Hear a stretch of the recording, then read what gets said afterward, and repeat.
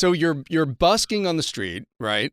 Yeah. You're just kind of starting to think about this transition to acting. So then when did Jocelyn Morehouse and Jeffrey Wright discover you as an actor? Like, what were you doing that made them think, oh, we're going to put him in Proof and in Romper Stomper? The busking was really like 87, right? So by the end of 87, I'm back on the road with the Australian version of the Rocky Horror Show. So now I'm going all over the country and I'm meeting a lot of people and I'm meeting casting agents and stuff like that.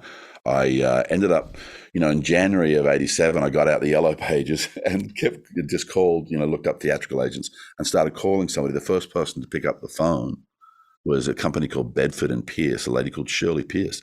She was actually principal partner of the company, but she happened to be in the office in January, just cleaning up a few things. So she picked up the phone. So we talked directly. And she said, I really like your voice or something. She said, come and meet me, And that ended up being a principal and very important relationship in my life, because she had a fundamental belief that I could do what I said I was setting out to do, So I had great support in that respect. So by the time, 87, 88, I'm just, I'm either, doing, short-term commercials. I'm doing little bits and pieces on TV. I'm doing, theater. I just work. I work as an actor, And at the end of 88, this wonderful man called George Ogilvy, absolutely stunning individual, but also in his day, very, very fine actor, and directed a couple of things. The only thing you probably would have heard of that he directed was he co-directed Mad Max Beyond Thunderdome with George Miller. He did all the stuff with the little kids, And he came to see me in a musical called Blood Brothers.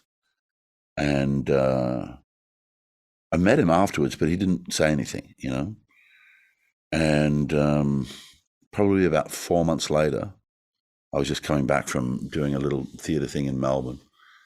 And I was on the way home. My agent said, you've got to drop into this address. It was very close to where I lived. But I was kind of like a bit tired or whatever. The thing I'd been doing in Melbourne, it was, exhausting. And I just really wanted to go home. She said, no, you really need to go and see this guy, So I dropped in. I had a really pleasant conversation with him, and then didn't really think much of it because there wasn't really much context given, And then the following week, I got another call, which is like to officially go down and audition for a film. And, of all the TV stuff I'd done and all the theater things and stuff I'd done, I'd never actually had, I'd worked as an extra on a feature film, but I'd never actually had a proper film audition at that point, And that is, I'm coming on to, I'm 24 by this point, And I did this audition, and it was the coolest thing I've ever had been involved in to that date.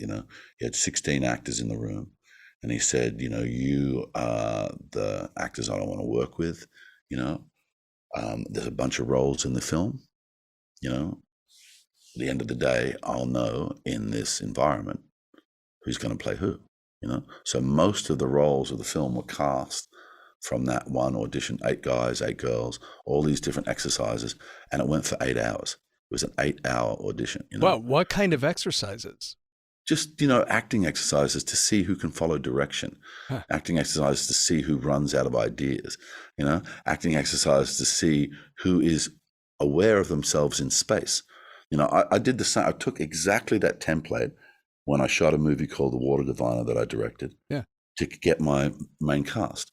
I put a bunch of boys in a room, gave them some strange sort of sensory experiences like through music or whatever, and then started stepping them through a series of exercises. And, like if you have a room, a big space, and you give a blindfold to everybody, right? You tell them to walk in a particular direction, right?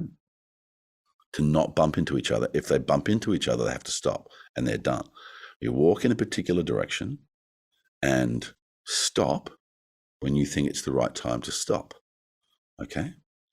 So, you have a bunch of guys and invariably the first 6 take themselves out easily because they just bump into each other, right? So they're done, right? And then you will see the people who are just trying to, fit in with what's going on. So they, give it about a minute and then they pull over to the side or whatever, they stop, The person that keeps going, right?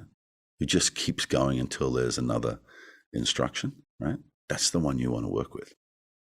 You know, the one that just keeps, you know, themselves aware of themselves in the space, even though their eyes are completely blacked out, they can still sense other people around them. They don't have to reach out and touch them or whatever, but they can just feel them. So they just keep moving through that space. You know, that's the kid you want to work with.